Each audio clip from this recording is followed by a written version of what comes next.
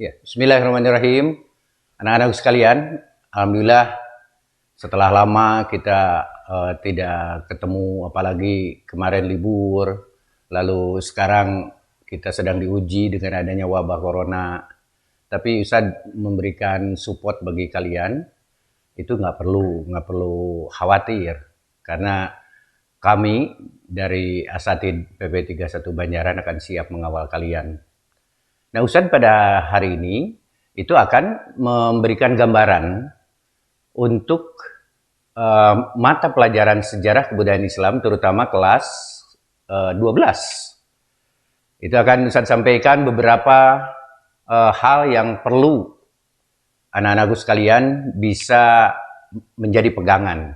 Yang pertama, sejarah kebudayaan Islam itu di kelas 12, sebagaimana fungsi dari mu'alimin adalah anak-anak yang ketika dia keluar, maka dia diberi kemampuan dan beri kelayakan untuk mengajar.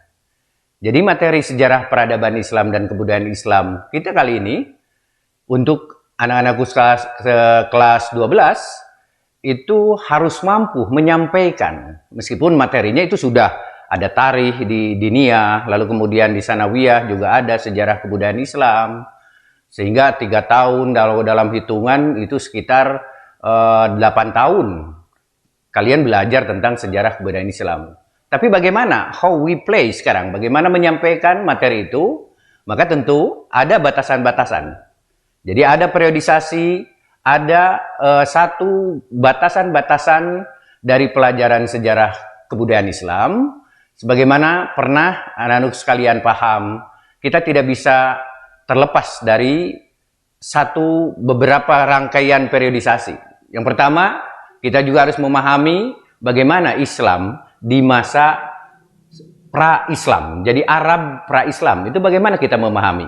Nah, anak-anak sekalian ditantang untuk bisa mendalami hal itu, kemudian menyampaikan. Yang nanti Ustadz akan sampaikan. Yang kedua, periodisasi itu mengenai Arab di masa kenabian. Jadi bagaimana situasi Arab di masa kenabian, itu tentu dibangun atas beberapa hal. Kita paham, tanda bahwa Islam mulai bergerak dan mengangkat peradaban umat Islam dunia, itu dengan tanda Iqra bismi rabbikal ladzi khalaq. Jadi ketika Nabi menerima perintah dari Allah melalui malaikat Jibril di Gua Hiro itu, maka tentu Muhammad memiliki misi, mendapatkan misi amanat dari Allah untuk menyebarkan al-Islam. Sedangkan agama-agama sebelumnya juga, nabi-nabi sebelumnya itu sama menerima misi kerasulan al-Islam. Nah, di masa Mekah itu pertama, ketika Nabi mendapatkan wahyu pertama itu di Gua Hiro, dengan catatannya, ingat anak-anak sekalian, bahwa ketika Allah memerintahkan Jibril untuk menyampaikan wahyu kepada Nabi Muhammad, itu tidak lalu digambarkan bahwa Gua Hiro itu jadi tempat suci. Enggak, itu nggak ada urusan. Sehingga kalau ada yang ibadah haji, itu jam 1 Januari siap-siap untuk naik ke Jabal Nur, kemudian melihat Gua Hiro, lalu di Gua Hiro itu dia sholat. Itu nggak ada syariah untuk itu. Jadi yang pertama, ketika Nabi menerima wahyu, maka tentu langkah yang kedua, Nabi dakwah secara sembunyi-sembunyi. Nah, bagaimana kita mengeksplor bahwa Nabi memiliki tugas dari Allah Subhanahu wa Ta'ala untuk menyebarkan al-Islam. Yang awal secara sembunyi gitu. Itu yang di pojok jangan tidur tuh. Jadi yang di pojok jangan tidur. Biasa-biasa sajalah. Oke, setelah Nabi menerima wahyu dan dakwah secara sembunyi-sembunyi, Nabi diberi tantangan lagi oleh Allah Subhanahu wa Ta'ala, bahwa Nabi memiliki kewajiban untuk dakwah secara terangan, pintar. Jadi benar, Nabi menerima perintah. Sehingga ketika Nabi menerima perintah secara terang-terangan di masa Makkah itu, Maka Nabi melaksanakan dakwah secara terbuka sehingga ada dalam Al-Quran dikisahkan surat apa? Tabbat yada abi lahabiu watab. Begitu. Nah, bagaimana penolakan dari Abu Lahab itu mengenai dakwah Nabi ketika Nabi menerima perintah untuk menyebarkan Islam dan mendakwahkan Islam di Mekah.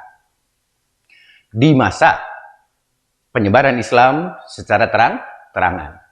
Kemudian tantangan datang. Kita tahu Muhammad SAW sebagai seorang Rasul, dia adalah Al-Amin. Beliau Al-Amin dan seluruh masyarakat Makkah tahu bahwa Muhammad itu adalah Al-Amin. Tapi ternyata ketika Nabi Muhammad dijuluki Al-Amin, orang yang jujur, tiba-tiba Nabi diperintahkan Allah untuk membawa risalahnya, maka berubahlah sebutan Muhammad dari Al-Amin menjadi Al-Majnun. Jadi Muhammad menjadi orang gila di mata orang kafir Quraisy. Nah ini bagaimana sikap Muhammad?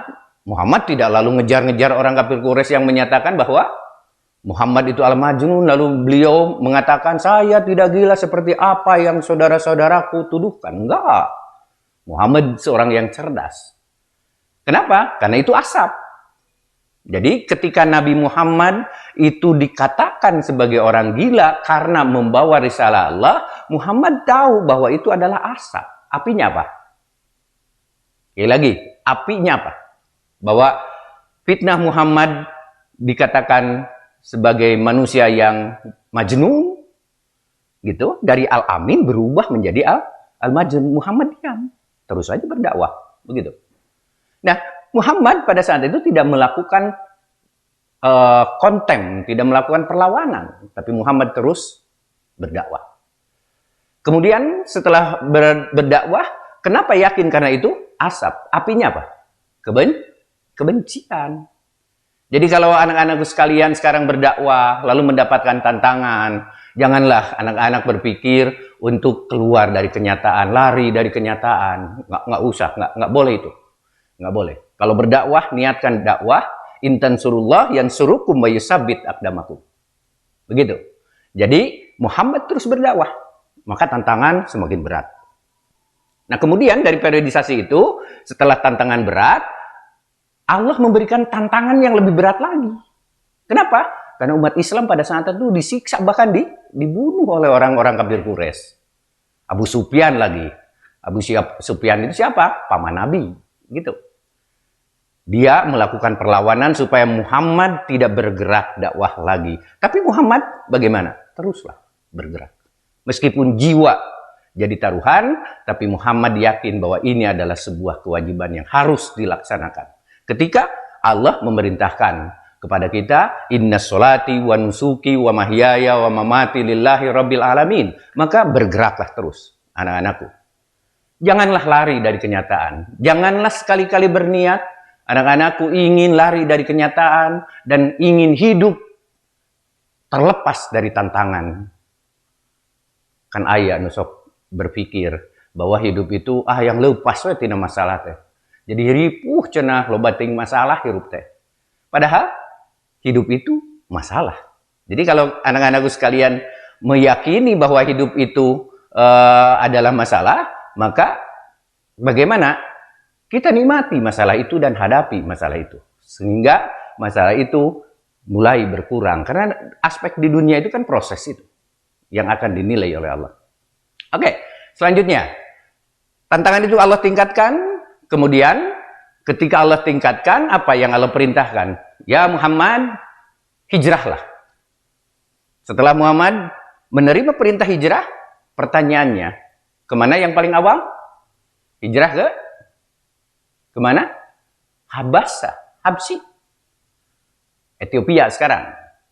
Yang rajanya itu, Raja Najus, itu adalah raja yang beragama Kristen Nasrani. Pertanyaannya, kalau Muhammad lari dari kenyataan, tentu Muhammad tidak akan lari ke negara yang beragama Nasrani. Enggak. Pasti beliau akan lari ke keluarganya yang beragama Islam. Nabi Muhammad justru lari, berdakwah terus. Ketika Allah beri tantangan, Muhammad tingkatkan lagi keberaniannya. dan Muhammad dan umat Islam hijrah ke Habasah. Gitu. Nah, dari hijrah ke Habasah, apa yang bisa kita garis bawahi? Pertanyaannya, apakah Muhammad pernah survei ke Habasah? Artinya Muhammad tidak tahu bagaimana situasi Habasah. Tapi ketika Allah perintahkan kepada beliau dan umat Islam untuk berhijrah ke Habsi, maka Muhammad meyakini bahwa itu adalah perintah dan Allah bertanggung jawab atas keselamatan umat Islam. Ingat, in tansurullah yansurukum wa yusabbit aqdamakum. Setelah hijrah, di situ ada hijrah ke Habsi, hijrah ke Taif, kemudian mendapatkan tantangan. Apa dasar-dasar kenapa Muhammad menetapkan hijrah ke Taif? Dalam benak Muhammad, bahwa Taif itu adalah banyak saudara-saudara sesusunya. Mudah-mudahan orang Taif itu tidak lalu menolak tentang dakwah Islam. Tapi apa ternyata? Kenyataannya seperti apa? Mereka menolak, bahkan melempari Muhammad dengan batu sehingga Rasulullah SAW giginya tanggal. Anak-anakku, ternyata Muhammad seorang manusia biasa. Ketika menetapkan ke Taif, ternyata salah hitungan. Tantangannya lebih berat lagi, bahkan sampai berdarah dan giginya tanggal.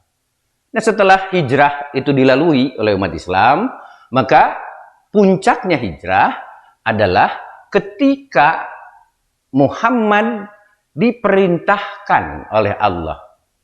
Dikejar oleh kaum kafir Quraisy dan Muhammad meyakinkan bahwa dakwahnya itu tetap dalam pandangan-pandangan Allah dan dalam perlindungan Allah, ditingkatkan lagi tantangannya.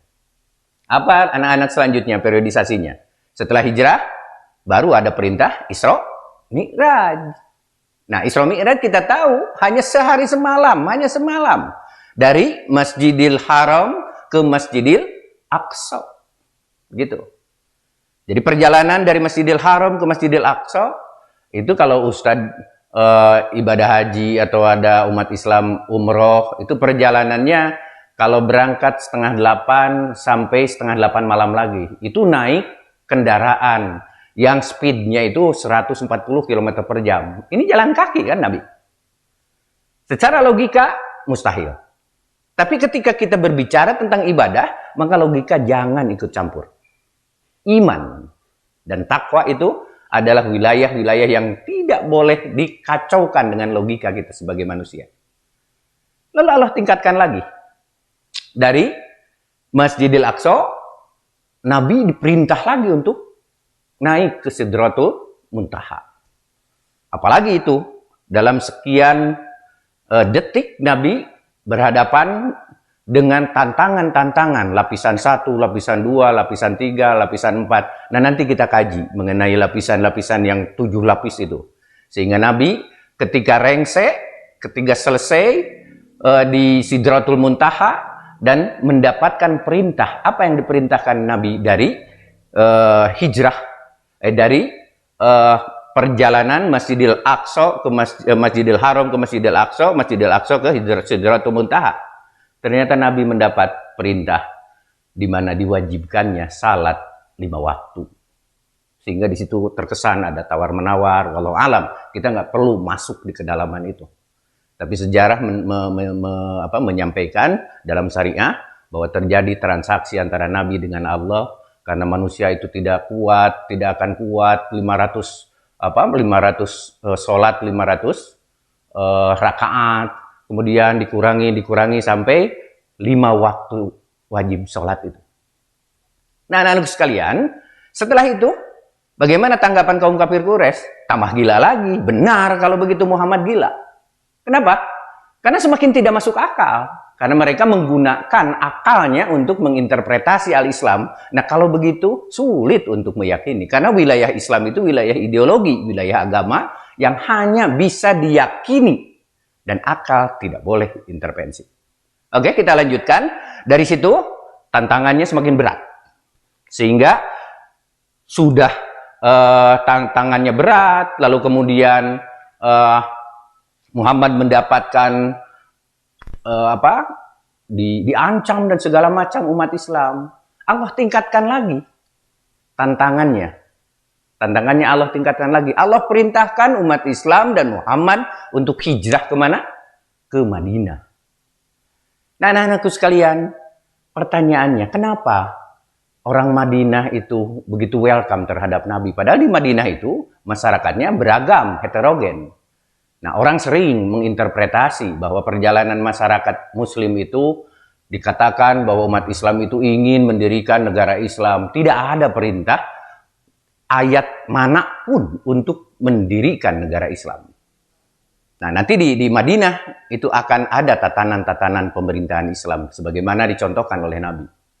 Itu tidak ada. Yang ada adalah kewajiban umat Islam membangun daulatul ummah, membangun daulatul islamiyah, di mana Islam berdaulat dalam diri, Allah dihadirkan dalam diri setiap manusia, maka itulah hakikat dari komitmen seorang muslim atas muslim. Oke, di Madinah itu nanti kita akan mengkaji tentang perjalanan dakwah Nabi, lalu kaum muda dijadikan pendakwah untuk mensosialisasikan Islam. Ternyata anak-anak sekalian, di Madinah itu masyarakatnya sudah kenal terhadap Allah.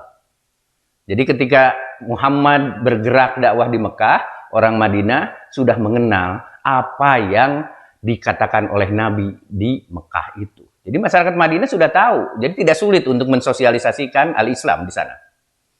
Nah, kalau kita kadang berusaha membuat argumentasi. Jadi rek ibadah terasa ibadah itu diperintah, kan kelemahan manusia itu ketika diperintah dia melakukan perlawanan. Jalma mah mumul diperintah, begitu. Nah, ini perjalanan selanjutnya nanti ada komitmen